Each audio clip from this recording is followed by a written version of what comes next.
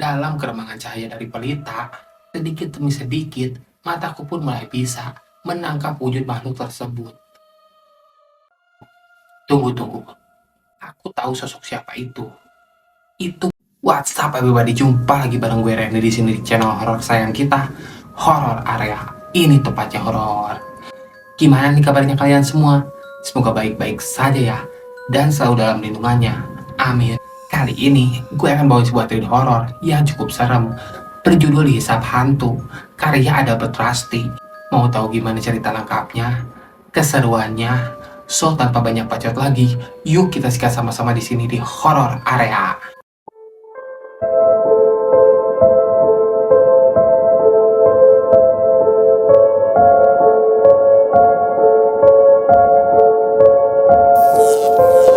Cerita ini kejadiannya udah lama banget, pas almarhum bapak gue masih ada tuh. Nama toko dan tempat seperti biasa disamarkan.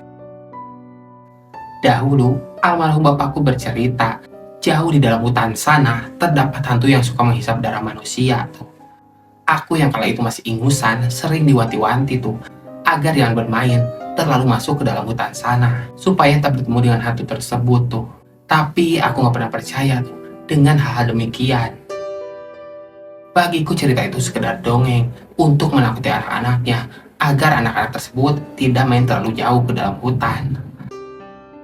Sudah gak kehitung tuh berapa sering aku keluar masuk ke dalam hutan, tapi gak ada apa-apa tuh, apalagi ditongolin hantu di depan mata. Gak pernah sama sekali. Namun ada suatu kejadian yang membuatku jadi sedikit yakin kalau hantu hutan tersebut memang nyata adanya. Tiba-tiba, kala itu ruam-ruam berwarna keunguan muncul di sekitar dadaku tuh. 1, 2, 3, bahkan 4 kala itu, ruam tersebut menyebar di daerah dadaku dan di atas payudaraku. Bila ditekan rasanya sakit sekali, seperti ada gumpalan darah di bawahnya. Aku pun sangat benci dengan hal tersebut. Udah ketiga kalinya, noda-noda tersebut muncul tuh secara misterius. Kau kenapa, Yan? Tanya bapak kala itu yang masuk ke pintu kamar tuh. Dengan malu-malu, aku pun menunjuk ke arah bagian dadaku tuh. Sini Pak, tengok. Matanya pun memperhatikan ruam-ruam tuh di dadaku tersebut dengan sangat serius. Timbul lagi ya? Aneh banget. Dah ngerti aku juga Pak. Malah belakangan ini makin sering tuh. Keluhku kala itu. Buru-buru kukancingkan tuh baju bagian atasku dengan cepat. Soalnya aku pun juga risih tuh diperhatikan lama-lama oleh bapak tersebut. Kau dihisap lagi sama hantu tersebut tadi malam, nak? Hantu mana yang doyan ngisap dada ya Pak? Kemarin-kemarin Bapak kan bilang begitu. Kau nih suka tak dengar cakap orang tua. Udah Bapak kasih tahu. Usahakan jangan lama-lama di hutan. Bapak takut hantu tersebut nempel di badan kau. Entahlah, bingung aku juga. Kenapa hantu dari hutan tersebut yang dulunya suka menghisap darah, tiba-tiba hobinya berganti tuh, menjadi hantu penghisap dada tuh. Ucapku kala itu. Di dapur ada adikku, dia bernama Juni. Ia sedang sarapan kala itu. Makannya pun ogah-ogahan. Mungkin karena lauknya sangat sederhana. Cuma tumis kangkung dan tempe goreng sisa semalam. Ia pun menatapku dengan tajam tuh.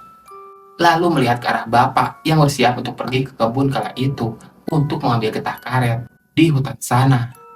Lama amat kau makan. Tegurku kala itu. Ia pun tak menjawab.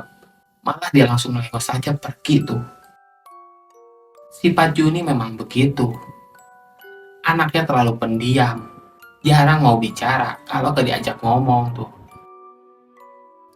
Matahari pun makin meninggi ketika aku pergi ke kebun yang terletak di pinggir hutan. Kebun tersebut adalah milik orang lain tuh. Aku hanya membantu mengurusinya dan diberi upah ala kadarnya. Untuk lauk pauk di rumah, biasanya kami pun memetik tuh daun-daunan yang tersedia di kebun dengan bebas tuh. Rata-rata semua itu aman untuk dikonsumsi. Pekerjaan ini telah lama kulakukan semenjak emakku pergi menjadi TKI di Arab Saudi itu. Sedangkan bapak, dia bukan bapak asliku, dia adalah bapak tiriku. Ia tak punya keahlian lain selain menyadap getah karet tuh di perkebunan pinggir hutan. Karena keasikan melamun, temanku Lina datang menjumpaiku. Ia tiba-tiba datang mengagetkanku. Woi, Yanti, dari tadi ku panggil-panggil, kau nggak dengar. Aduh, maaf lah. Aku lagi banyak pikiran nih. Emangnya mikir apaan lu? Coba kau tengok ini. Kataku sambil menunjukkan ruam di dadaku tersebut. Lina pun menelisik baik-baik tuh. Lantas ia pun tergelak. Kau dicupang lagian. Sama siapa? Aku pun jengkel kala itu dan hampir marah kepadanya. Sembarangan kau. Bapakku bilang ini karena dihisap hantu hutan. Lina pun malah meledek. Kok aku nggak pernah dengar? Padahal tiap hari aku keluar masuk hutan tuh. Tapi nggak ada apa-apa tuh. Aku pun bingung mau jawab apa saat itu. Makanya Yan, kalau mau tidur ya baca doa dulu. Biar nggak diganggu setan tuh. Udahlah, gak usah dibahas lagi. Gimana? Jadi nggak ke rumah Pak Kades nanti malam? Jadilah, aku udah lama dan nonton Sidul toh. Iya, semoga Pak Kades nggak bosan tuh. Lihat kita nebeng terus nonton di rumah mereka. Noda-noda ungu itu pun kembali bermunculan di sekitar leherku. Aku jadi jengah sendiri saat itu. Bingung dan sedikit takut. Lagi pula aku pun malu keluar rumah dengan keadaan demikian. Bisa-bisa orang kira aku dicupang tuh semalam. Dan Lina pun pasti ketawa ngakak kalau melihat ini.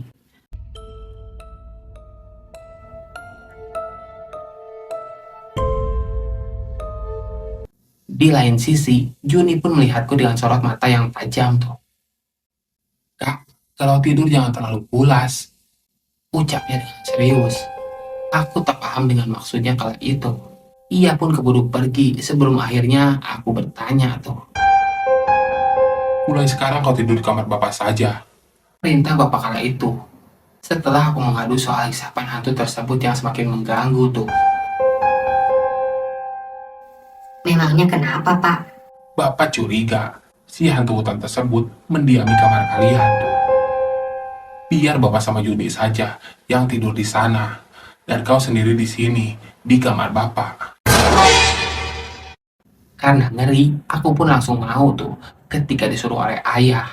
Aku pun cemas kala itu. Kalau teror itu datang kembali tuh.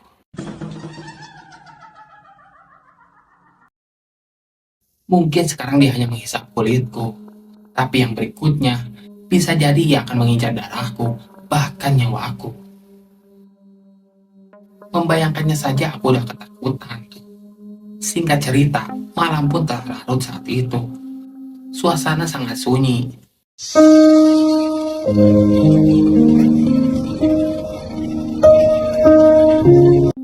Hanya terdengar suara burung malam dan serangga yang saling bersaut-sautan tuh. Cahaya dari lampu petroma pun di ruang tengah semakin meredup. Rumah pun menjadi gelap seketika.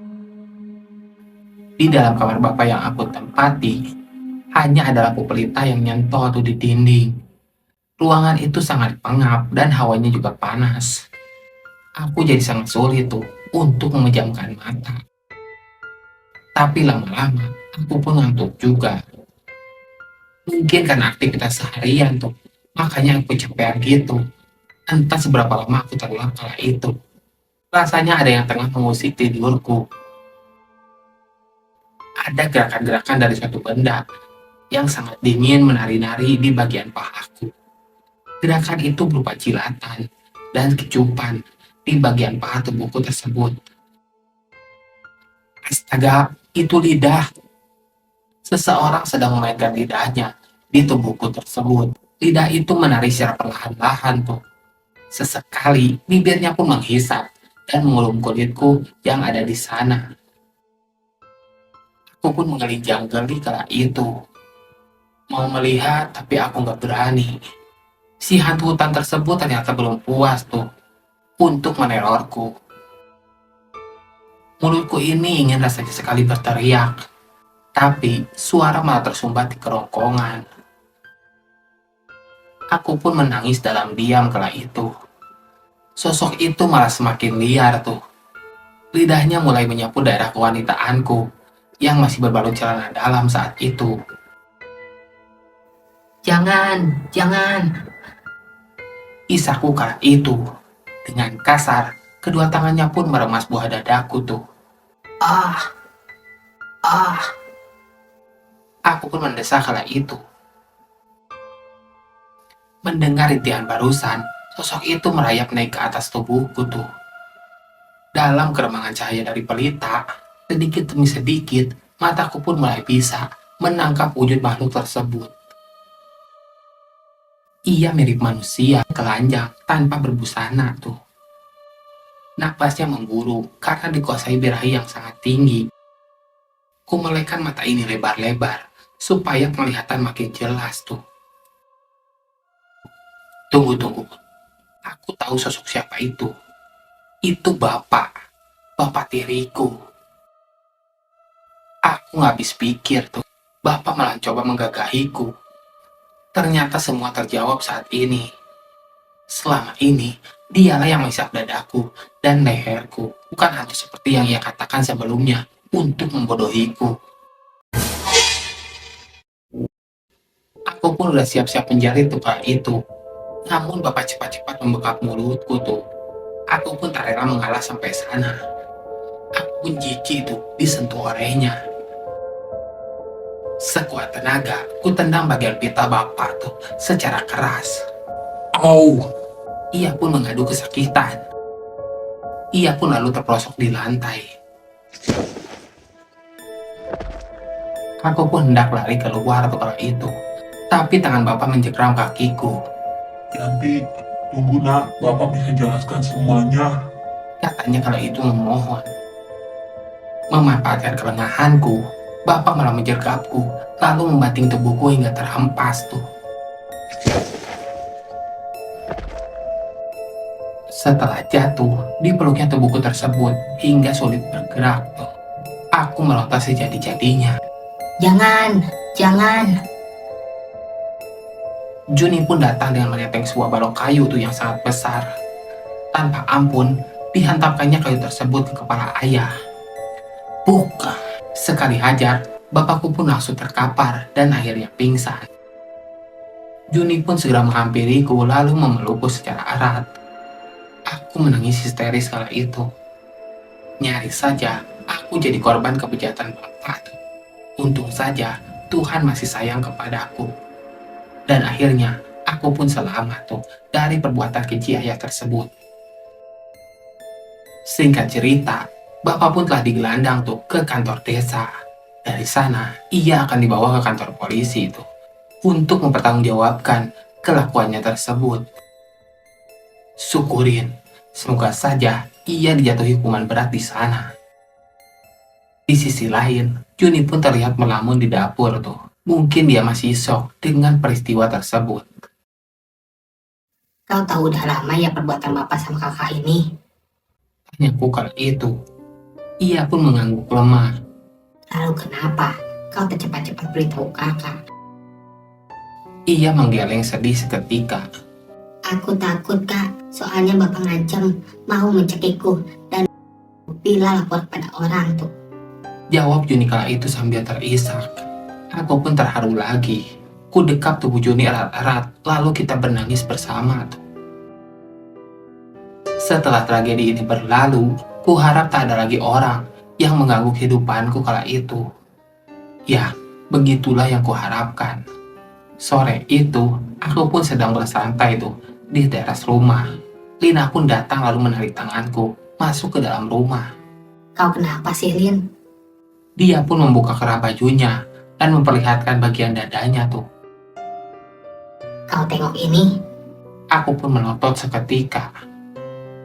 Sejumlah ruam-ruam ungu bermunculan di situ, menjalar ke payudaranya. Kau dicupang siapa Lin? Hantu Yan, hantu, kata bapakku.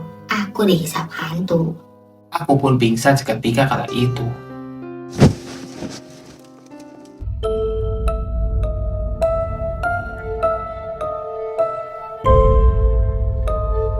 Gimana nih ceritanya? Seru bukan?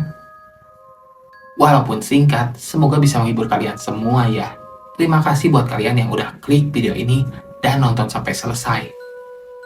Semoga kalian sehat selalu dan dalam lindungannya. Amin. Bantu dukung konten-konten kami dengan cara like, comment, and subscribe ya. Dan jangan lupa nyalakan lonceng icon agar kalian mengetahui konten-konten terbaru yang kami update. Dan buat kalian yang punya cerita horor ingin dibacakan di sini di horror area, silakan aja kirim cerita kalian ke Instagram kami di bawah ini. Kami tunggu ceritanya ya. Terima kasih. Sekian horor area kali ini. Semoga Anda terhibur. Gue Randy di sini pamit undur diri. Bye.